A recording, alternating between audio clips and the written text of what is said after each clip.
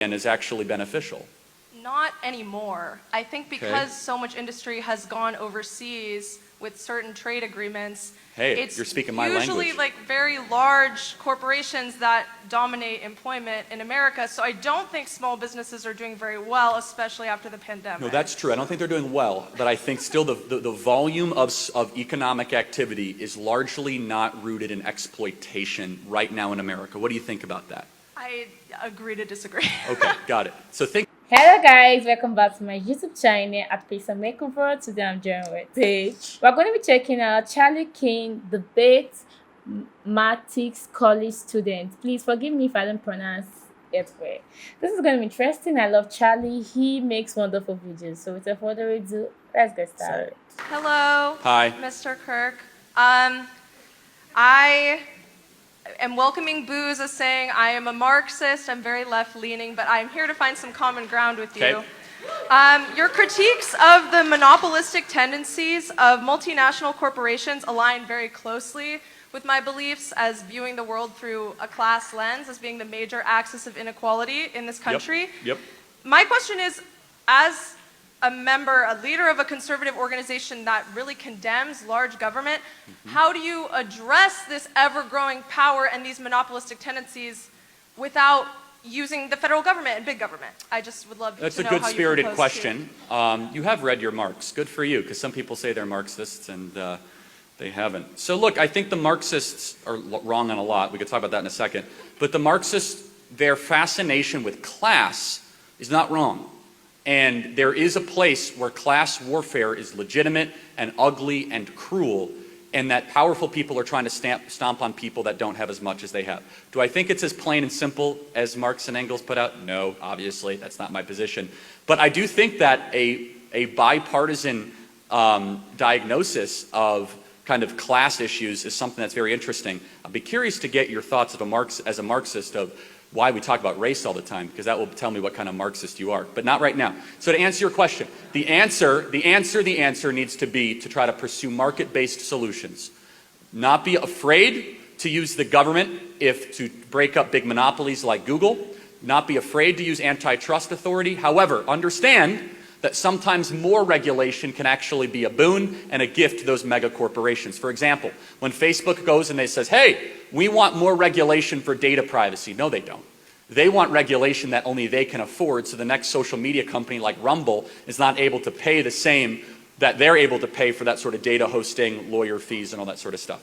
So look, I think we can both agree, though, crony capitalism or cronyism is awful and wrong, and that entrepreneurial, bottom-up focused solutions is a beautiful thing. Where we will disagree, though, is that if you are a Marxist, and you seem too sweet to be a Marxist, so I'll put that aside, but you believe by definition that the entrepreneurial activity will result in exploitation and will result in the concentration of one person benefiting from the other. This is where I disagree.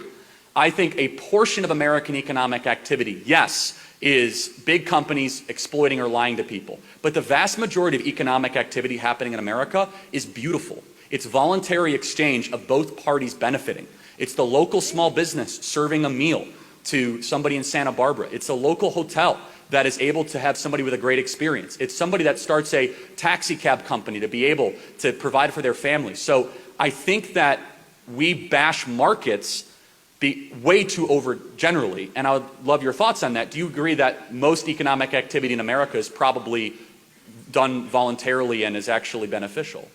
Not anymore. I think because so much industry has gone overseas with certain trade agreements, hey, you're speaking my language. It's usually like very large corporations that dominate employment in America. So I don't think small businesses are doing very well, especially after the pandemic. No, that's true. I don't think they're doing well, but I think still the volume of economic activity is largely not rooted in exploitation right now in America. What do you think about that? I agree to disagree. Okay, got it. So think about that, because I do think that exploitation happens, but largely I think that there still is this amazing foundation of goodness in our markets, of most people that are not trying to game somebody but instead offer a service, and most people that are willing to trade their value, their time for that other service.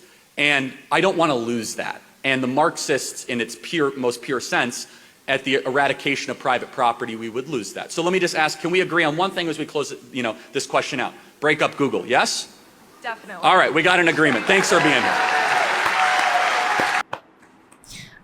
This is by far my best debate ever, like from Chris, because she was very, very respectful. He was cordial. Like they both let each other speak and air their grievance and explain their own points of view. And I kind of understand a little bit of it. It's just like saying that I know, like, if you're looking at it, generally speaking, like, big companies dominate everywhere. Like, it's difficult for smaller companies to come up, smaller business to come up because big companies are everywhere. Yeah. Yeah, but you cannot take away the fact that smaller companies still work. Like, when you pick a taxi, when you go to your hairdresser salon, like, those when you go get food, stuff like that, like they are still functioning and we are able to go about Access with to our them. sales and buying every day. So you can't use a big generalization to cover up other things that are going on. Yeah, I know that big companies are everywhere. You see Coca-Cola right now is in different parts of the world, Google, like literally everything is everywhere, even YouTube, like everything, big companies are there. So I know if you want to try creating your own app for all this stuff, it may not work, but nevertheless, if you're being positive about things, it will work. Because look at TikTok. I think TikTok became very popular during the lockdown. Who knew there could be an app that would literally bypass Facebook? I'm not like underestimating Facebook, but right now TikTok is booming and everyone wants to be on TikTok and it's very addictive. So I'm just trying to say that despite the big companies, smaller companies can still succeed. It's not easy, but like you cannot blame them for, I don't know what I'm saying, but despite how large and big other companies are, it does not Intimate. intimidate or Indeed. stop the smaller companies for Operating. becoming big and stuff. That is if I understand their argument correctly though. But it was a nice video, very cordial, like literally my best video concerning debate. I love the fact that we're both respectful among anything. Just be respectful. What do you think?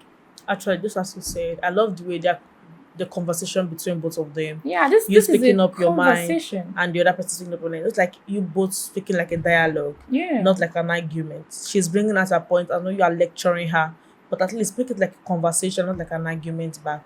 That is some fault that some teachers does not understand. A student asking you for something. Sometimes I'm not saying that all teachers are perfect, because sometimes students go for a research and be like, no, what this man said is wrong here. Teachers that will let you speak up your mind and they'll be like, yes, I've taken my part of my correction. But there are some that would never admit that they were wrong. Rather, they'll be like, actually, to teach me the work I came here to do. You know it's true.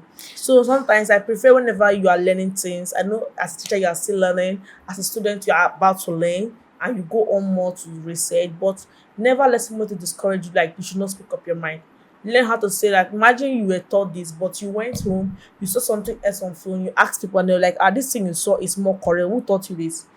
Sometimes you like to bring assumptions in front of others of your classmates. At least they will be able to figure out some things, learn more new things about it, and be like, this thing was wrong. And sometimes, whenever they like teaching, sometimes there's a little of like, go on a research for it. Yeah. You may get learn more about knowledge. I can't come to class and teach you everything. I will give you a light and so that once you are learning it from online, at least you'll be able to know that this is what the thing is speaking about, this is where it's heading to. The man just gave us a light of it. A teacher can't come out and give you a light of everything. They'll give you a tip of it. True. Go forward and look for what you can do. So some of them may think of going forward for it, but they won't give you to the last point where it stops.